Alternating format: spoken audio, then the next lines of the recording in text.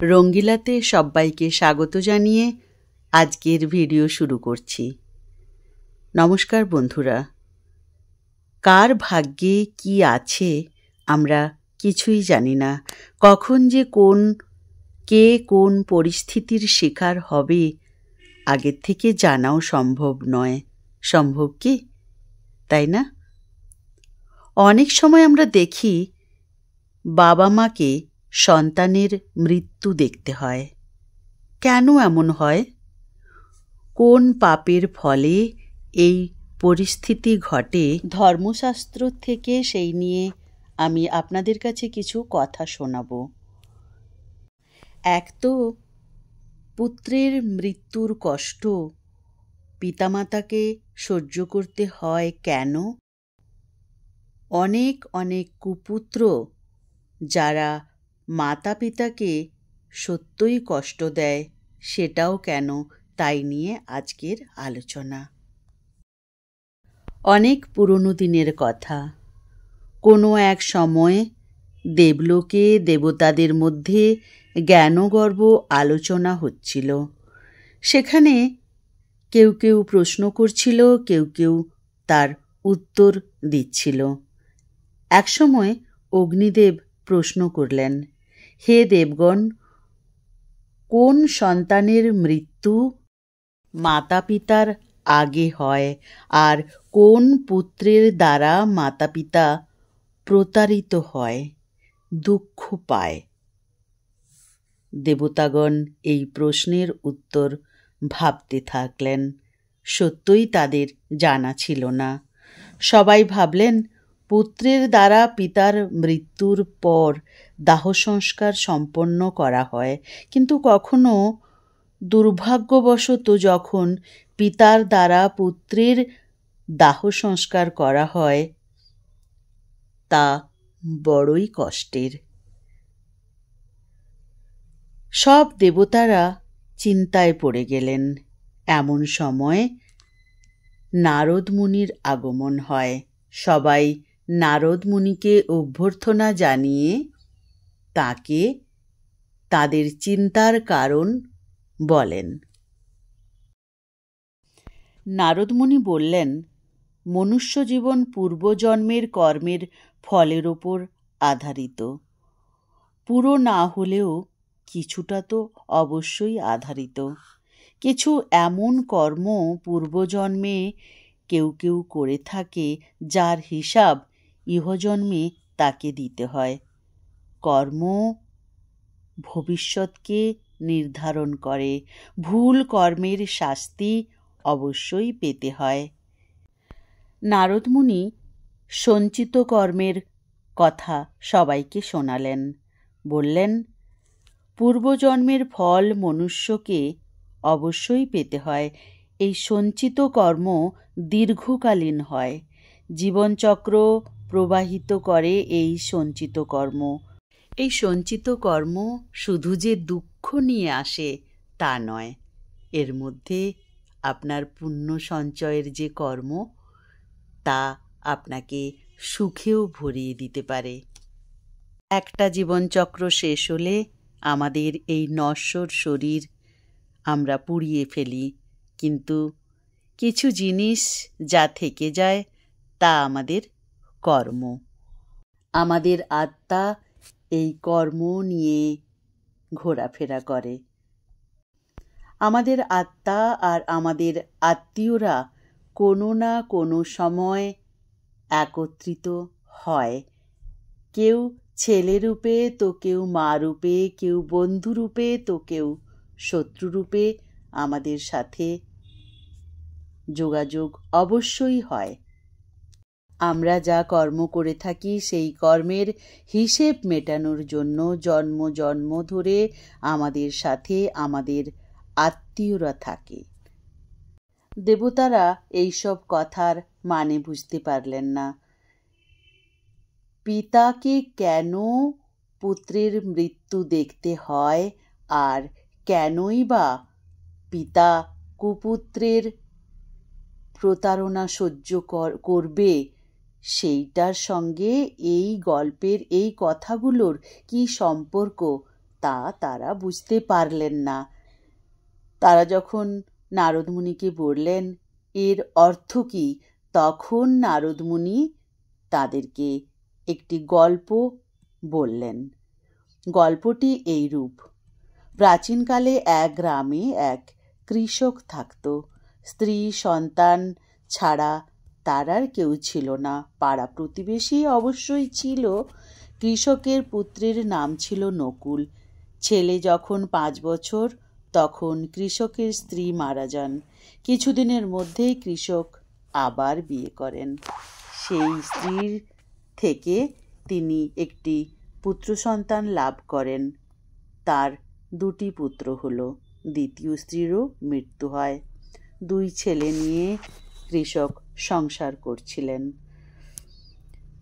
প্রথম পুত্র বিবাহযোগ্য হওয়ার পর তাকে বিয়ে দিলেন।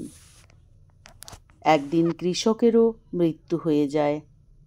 2 ভাই একসাথেই ছিল, কিন্তু কোনো এক সময়ে ছোট ভাই যখন অসুস্থ হলো, নকুল ছোট ভাইকে দেখাশুনো তো করলো কিছুদিনের জন্য, কিন্তু যখন সে বুঝলো ছোট ভাইয়ের চিকিৎসায় খুব পরিমাণে টাকা পয়সা নষ্ট হয়ে যাচ্ছে, তখন নকুল তার স্ত্রীর সঙ্গে পরামর্শ করল কি ভাইকে মেরে ফেলা হোক, তাহলে তার যত সম্পত্তি আর কাউকে দিতে হবে না, তার নিজেরই থাকবে, আর চিকিৎসার জন্য কোনো অর্থ ব্যয় হবে না।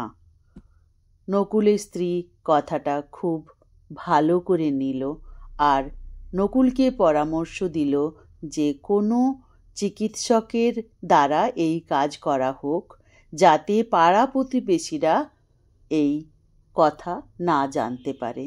নকুল তখন এক লোভী চিকিৎসককে নিয়ে এলো, বলল এই ভাইকে বিষ দিয়ে মারা হোক। কিছু বেশি টাকার বিনিময়ে চিকিৎসক এই কাজ করতে রাজি হয়ে গেল। ভাইয়ের মৃত্যুর পর তার দাহ সংস্কার খুব ধুমধাম করে করল, যাতে গ্রামবাসীরা কিছুই না বুঝতে পারে। নারদমুনি বললেন, যে খুশি অন্যকে কষ্ট দিয়ে পাওয়া যায়, আর যে ধন অন্যকে মনে প্রাণে মেরে পাওয়া যায়, তা কিন্তু এক মানুষকে কখনো সুখী করতে পারে না। তাদের ঘরে ভয়ানক দুঃখ ঘনিয়ে আসে। গ্রামবাসীরা ভেবেছিল নকুল ও তার স্ত্রী অনেক চেষ্টা করেও ছোট ভাইকে বাঁচাতে পারেনি।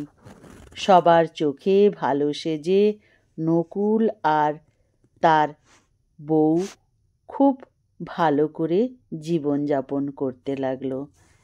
ধীরে ধীরে সময় চলে যায়। নকুলের এক পুত্র সন্তান হয়। কিছু বছর পর পুত্র যুবক হয় আর তার বিয়েও হয়। কিছুদিনের মধ্যে নকুলের ছেলে অসুস্থ হয়। অনেক চিকিৎসককে ডাকাডাকি করে তার রোগ সারানোর চেষ্টা করা হয়, কিন্তু অনেক টাকা পয়সা খরচ করেও ছেলেকে ভালো করতে পারল না। অর্ধেক সম্পত্তি তার বিক্রি হয়ে গেল। গ্রামবাসীরা নকুলের ছেলেকে দেখতে এলো। মৃতপ্রায় ছেলেকে দেখে তারা হায় হায় করতে লাগলো।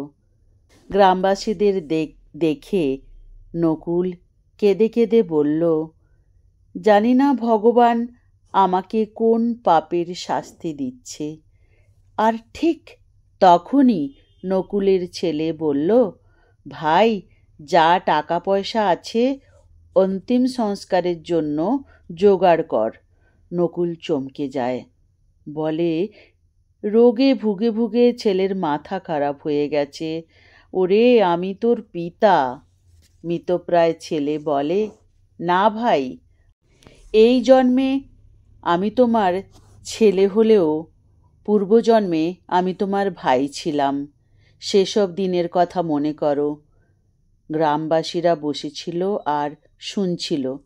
ছেলেটি বলল, আমার সম্পত্তির ভাগ পাওয়ার লোভে তুমি তোমার সেই ভাইকে চিকিৎসকের দ্বারা বিষ দিয়ে মেরে দিয়েছিলে। সেই সব সম্পত্তি তোমার ভোগেও এলো না। আজ সেই সব টাকা পয়সা তোমার নিজের ছেলের চিকিৎসার জন্য খরচ হয়ে গেল। সেই সব সম্পত্তি কি করলে তুমি?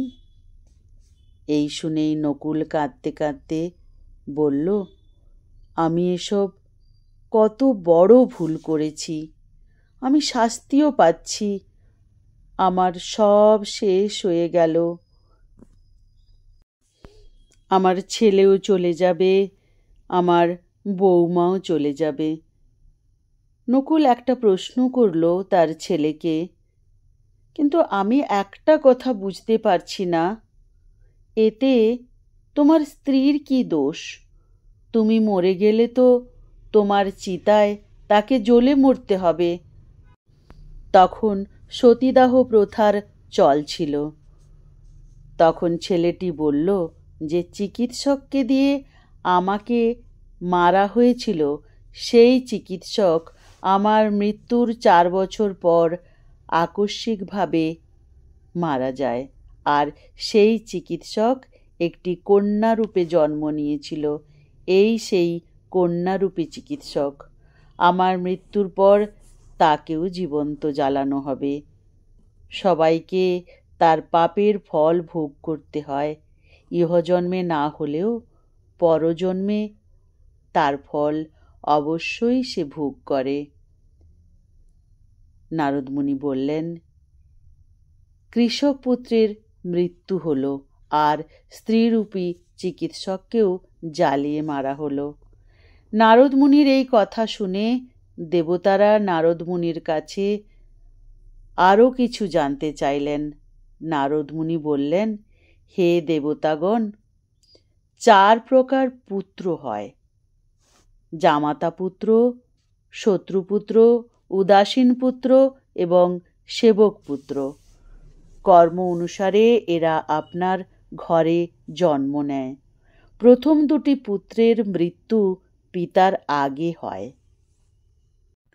যদি আপনি পূর্বজন্মে কাউকে কোনোভাবে প্রতারিত করে থাকেন বা কাউকে দুঃখ পৌঁছান, আর সে যদি তার প্রতিশোধ না নিতে পারে, তাহলে সেই ব্যক্তি ইহজন্মে আপনার পুত্র হয়ে আসবে, আর তোমাকে কাঁদিয়ে সে তার প্রতিশোধ নেবে। সে তোমার ছেলে রূপে জন্ম নেবে। ছেলের মৃত্যুর থেকে বড় দুঃখ আর কি হতে পারে? যদি কোনো পুত্র মৃত্যু সমান কষ্ট দেয়, প্রতারিত করে, তাহলে বুঝবে সে পূর্বজন্মের শত্রু ছিল, জীবন নরক সমান করে তোলে। এই হলো শত্রুপুত্র। সেবক পুত্র শ্রেষ্ঠ পুত্র। পূর্বজন্মে যদি নিঃস্বার্থভাবে কোনো ব্যক্তি বা গোমাতার সেবা কেউ করে থাকে, তার ভাগ্যে সেবক পুত্র মিলে। আর চতুর্থ পুত্র উদাসীন পুত্র। পিতার সাথে সম্পর্ক রাখে না। বিবাহ হতেই তারা মাতা পিতাকে ত্যাগ করে অন্য জায়গায় গিয়ে বসবাস করে। দেবর্ষি নারদ আরও বললেন, যদি চোখের সামনে নিজের পুত্রের মৃত্যু বা পুত্র দ্বারা প্রতারিত না হতে চাও, কোনো দিন কাউকে প্রতারণার কথা ভেবো না। ঋণ পরিশোধ করে দিও। মনে রাখবে, পুণ্যকর্ম সর্বদা সঞ্চিত থাকে। সঞ্চিত পুণ্য বাড়াতে থাকো। অগ্নিদেব তার প্রশ্নের উত্তর পেয়ে নারদমুনিকে বাহবা দিলেন। আমার আজকের প্রসঙ্গ এখানেই শেষ হলো। কেমন লাগলো অবশ্যই জানাতে ভুলবেন না। নমস্কার। জয় নারদমুনি।